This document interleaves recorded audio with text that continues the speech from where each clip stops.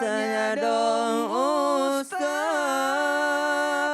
Alhamdulillahirrabbilalamin. Pertanyaan berikutnya dari Instagram @YANTO25. Ini aku tahu nih, Yanto 25 pasti nih, ya kan? Iyalah udah tuh saya ngantuk gitu. Jelas saya nggak kayak tadi ya.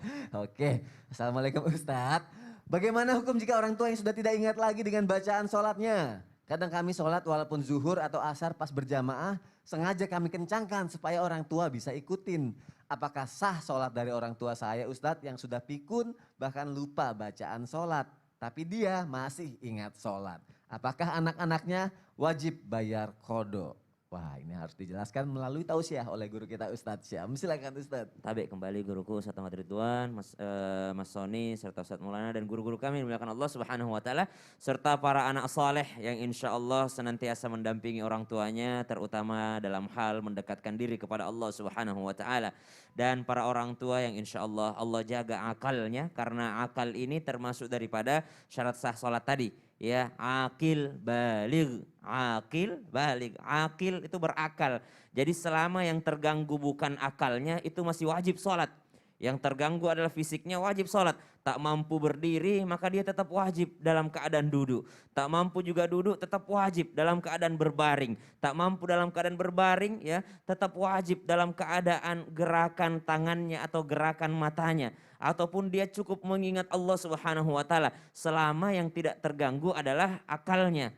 Tapi kalau misalnya yang terganggu adalah akalnya, maka bagaimana caranya? Satu, anak menuntun orang tua. Jadi benar tadi apa yang ditanyakan, anak menuntun orang tua atau kita menuntun orang yang misalnya terganggu bacaan sholatnya. Karena masalahnya yang ditanyakan ini dia ingat sholat. Ya. Dia ingat sholat, jadi tidak 100% akalnya terganggu. Ya, mungkin cuma 80% atau 70% yang terganggu. Atau bahkan mungkin baru 50% yang terganggu. Maka subhanallah sang anak wajib untuk menuntunnya. Jadi dituntun oleh anak. Nah yang harus diperhatikan adalah cara menuntunnya.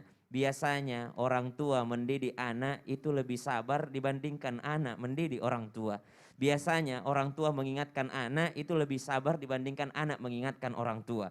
Kenapa? Kadangkala kita anak ini kurang kesabaran dan mesti ketika menuntunnya adalah dengan penuh kelembutan. Jangan dibentak.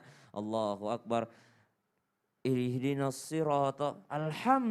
Jangan jangan ngotot ya. Jangan langsung alhamdulillah dulu mak. Ya jangan, tapi pelan-pelan. Alhamdulillahirabbil alamin. Sampai apa? Sampai ibunda kita, ayahanda kita merasakan cinta yang luar biasa daripada anak-anaknya. Jadi mereka sholat itu merasakan, ya Allah ini anak-anakku saking cintanya padaku, mereka ngajarin aku seperti aku ngajarin mereka waktu kecil. Ini anak-anakku menuntunku seperti aku tuntun mereka waktu mereka kecil. Jadi itu yang kita inginkan yang dirasakannya. Bukan ya Allah gini amat sih jadi orang tua udah pikun dibentak-bentak sama anak ya. Allahu Akbar. Mak, sami Allah liman hamidah dulu baru sujud. Jangan. Maka dituntunnya dengan kelembutan. Pertanyaan kedua. Kalaupun memang di akhir hayatnya, di tahun-tahun terakhirnya, dia sudah tidak ingat lagi untuk sholat, maka wajibkah sang anak mengqadha? Ada dua pendapat daripada madhab Syafi'i. Yang pertama, pendapat yang dikukuhkan adalah mengatakan tidak wajib untuk diqadhanya. Cukup dimohon ampunkan kepada Allah Subhanahu wa taala, Allah mengampuni dosanya. Pendapat kedua, dikiaskan dengan puasa. Kalau puasa dibayarkan fidyahnya, maka kalau sholat pun dibayarkan fidyahnya. Satu kali meninggalkan sholat dibayar satu mud. Ya, satu kali meninggalkan sholat dibayar untuk satu mud beras kalau kita di sini ya, makanan pokok. Jadi dibayarkan fidyahnya. Namun ternyata ada orang saya tidak mau bayar fidyah.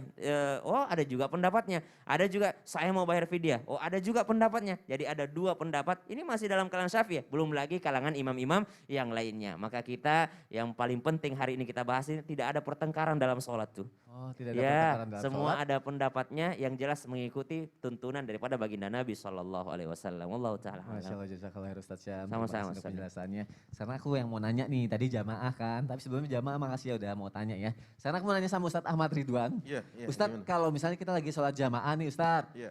Terus aku bacanya pengen beda sendiri gitu sama imam itu boleh gak sih? Astagfirullahaladzim. Antum ada urusan apa sih? Ada masalah apa sama imam antum ini? Enggak. Ini bukan imam masjid aku, ini pertanyaan dari jamaah. Oh Tapi gitu. kebetulan jamaah ini Gak sudah usah jadi pakai, imam di gak usah masjid. pakai kebetulan dari tadi, dari awal emang pengen tampil beda gitu. Oh gitu. Namanya imam ya diikutin lah. Tapi kan anti mainstream, siapa tahu aja aku kan dengan jalur yang beda bisa masuk surga Jadi gitu kelihatannya loh. emang dia nih, ya kan?